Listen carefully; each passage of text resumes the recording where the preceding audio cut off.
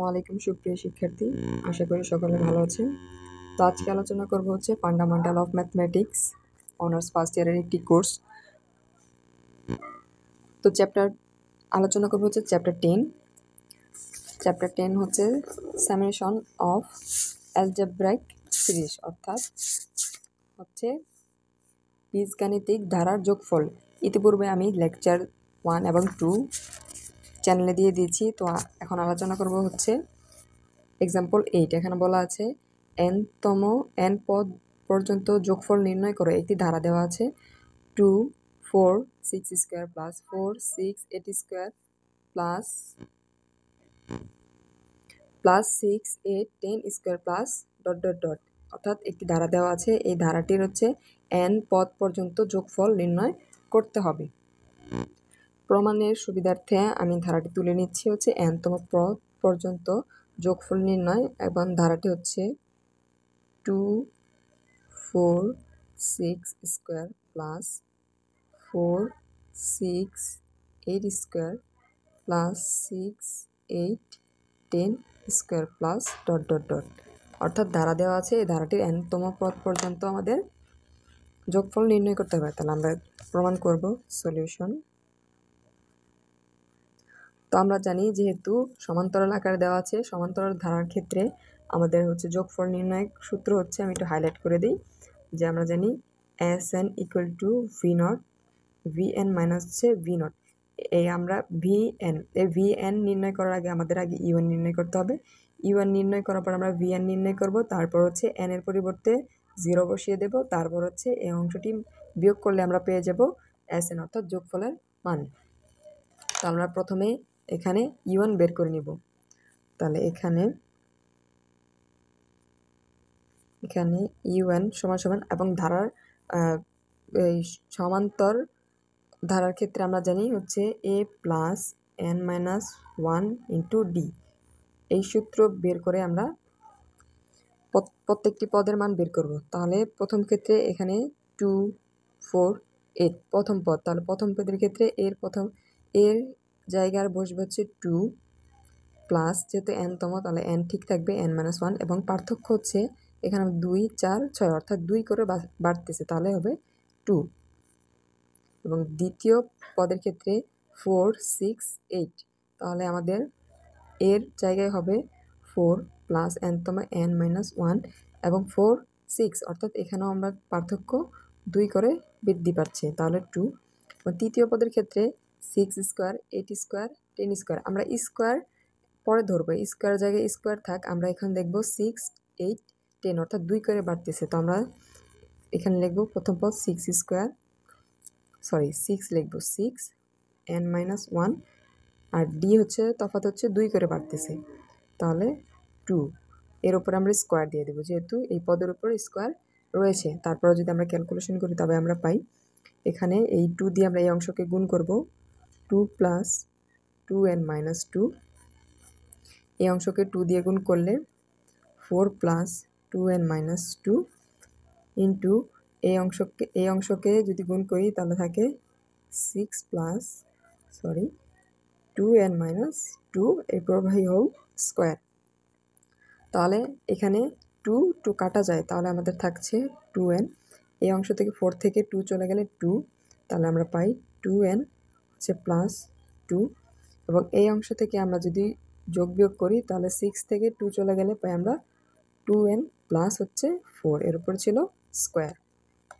তো এখন আমরা কি করব, এখন হচ্ছে আমরা যদি এই অংশ থেকে 2 কমন নেই, যেহেতু 2 কমন নিয়ে পাই 2n, তাহলে এই অংশ থেকে 2 কমন নিলাম আমরা 2n প্লাস 1, গুণ করে এই আগের মান আমরা পেয়ে যাই।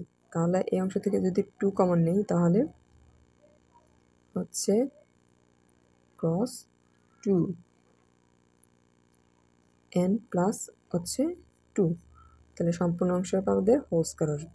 এই অংশের সাথে 2 দিয়ে গুণ করলে কিন্তু আমরা পুনরায় এই অংশ ফিরে পাই। তো এখন আমরা হচ্ছে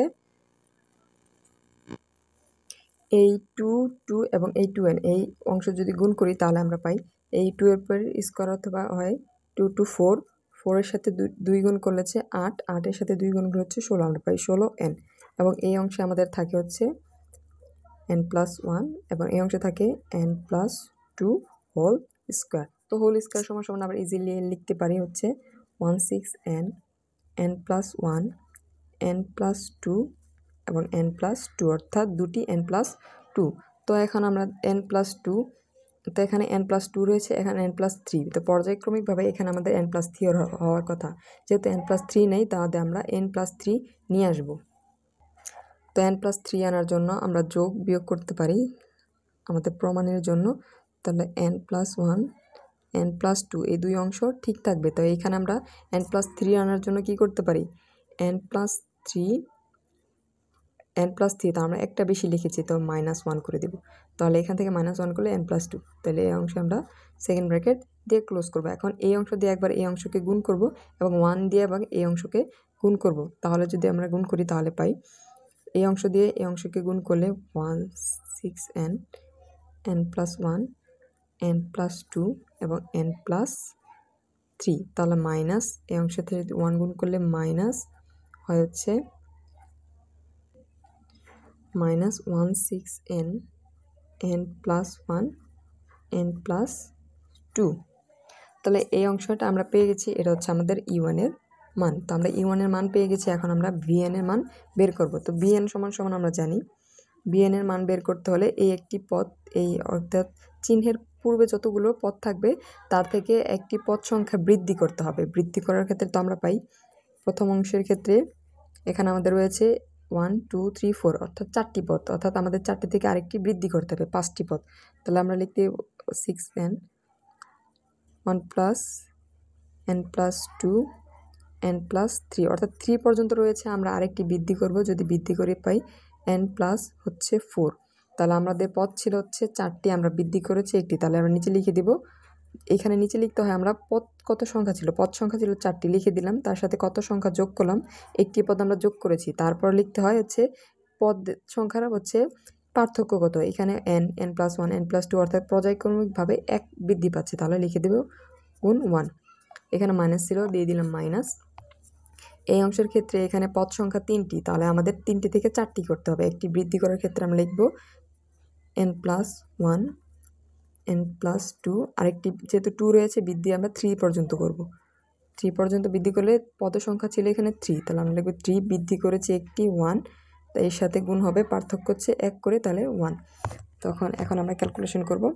যদি ক্যালকুলেশন করি উপরের মানের ক্ষেত্রে কোনো পরিবর্তন হবে না, নিচের মান এই অংশটুকুও ক্যালকুলেশন করব। তাহলে ক্যালকুলেশন করে আমরা পাই 16n n+1 n+2 n+3 n+4, এইখানে 4 + 1 5, 5 × 1 = 5, এবং এই অংশে হয় উপরের অংশের কোনো পরিবর্তন হবে না। তাহলে আমরা উপরের অংশে লিখব 16n n+1 n+2 n+3।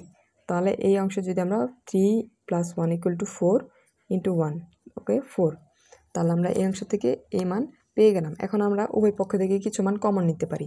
তো উভয় পক্ষ থেকে যদি আমরা কিছু মান কমন নিই তাহলে আমরা পাই এই অংশ থেকে আমরা দেখি 16n n+1 n+2 n+3 পর্যন্ত রয়েছে, তাহলে আমরা এই প্রথম এই 4টি পদ কমন নিতে পারি। তাহলে কমন নিব n n+1 n+2 n+3, এই 4টি অংশ কমন যাওয়ার পর এখানে থাকে আমাদের হচ্ছে n+4 / 5 মাইনাস, আর এই অংশ থাকে উপরে সম্পূর্ণ অংশ কিন্তু আমরা কমন নিয়ে নিয়েছি, তাহলে থাকে 1, যেহেতু 1 থাকে তাহলে হবে 1/4। এই অংশটা আমরা সেকেন্ড ব্র্যাকেট দিয়ে ক্লোজ করে নিলাম। তো এই অংশে আমরা এখন লসাগু করব। তো লসাগু করার জন্য তো আমরা এখন লিখব যা এই অংশ যা ছিল তাই +1 n+2 n+3। এখন এইখানে যদি আমরা লসাগু করি তাহলে 4 এবং 5-এর লসাগু হচ্ছে 20, 20তে 20 দিয়ে 5কে গুণ করলে 4, 4 দিয়ে এই অংশকে গুণ করলে 4n + 16 মাইনাস হচ্ছে যদি এই অংশকে গুণ করি 5, 5-এর সাথে 1 গুণ করলে 5। এখন আমরা এই অংশের সাথে যেহেতু 20 এর নিচে রয়েছে অর্থাৎ সম্পূর্ণ অংশের সাথে 20 রয়েছে, আমরা বসিয়ে দিব।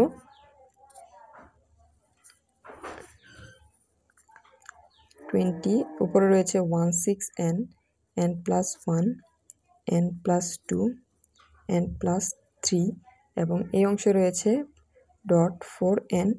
16 থেকে 5 যদি চলে যায়, 5 চলে গেলে আমাদের থাকে +11। তো আমাদের এই অংশের কাজ শেষ। তো আমরা এই অংশ পাই 4n, এটা আমরা ব্র্যাকেট ক্লোজ করে দেব। এখন আমরা এটা পেয়ে গেছি হচ্ছে bn এর মান। আমরা bn এর মান পেয়ে গেছি। এখন bn এর মান n এর মান 0 বসিয়ে আমরা পাই v0 নির্ণয় করব। তাহলে আমরা লিখব এখন n = 0, 0 বসিয়ে পাই, অর্থাৎ এখানে যেখানে n বিদ্যমান এখানে যদি আমরা 0 বসাই তাহলে পাই v0 =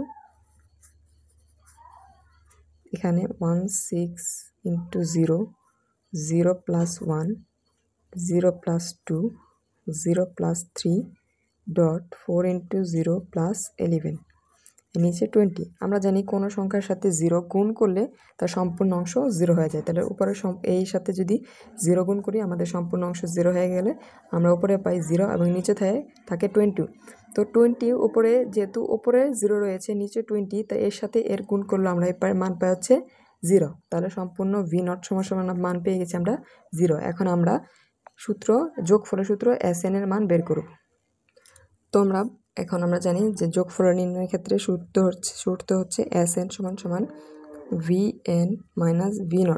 তো আমরা bn এর মান পেয়েছিলাম হচ্ছে, ওই পাশ থেকে bn এর মান পেয়েছিলাম হচ্ছে 16n, n+1, n+2, n+3, 4n+11। এটা হচ্ছে আমরা vn এর মান বাই 20 পেয়েছিলাম। আর v0 = পেয়েছিলাম আমরা 0।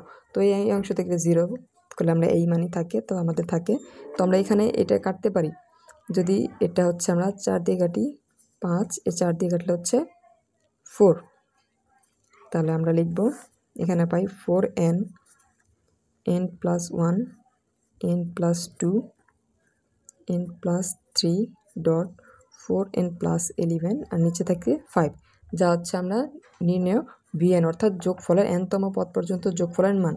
এটা হচ্ছে আমাদের কাঙ্ক্ষিত অ্যান্সার। আশা করি সকলে বুঝতে পেরেছেন। যদি কোনো অংশে কারো কনফিউশন অথবা বুঝতে সমস্যা হয়, ভিডিওটি আবার রিপিট করে দেখবেন। আর যদি তবু বুঝতে না পারেন অবশ্যই আমাকে কমেন্ট সেকশনে জানাবেন। ধন্যবাদ।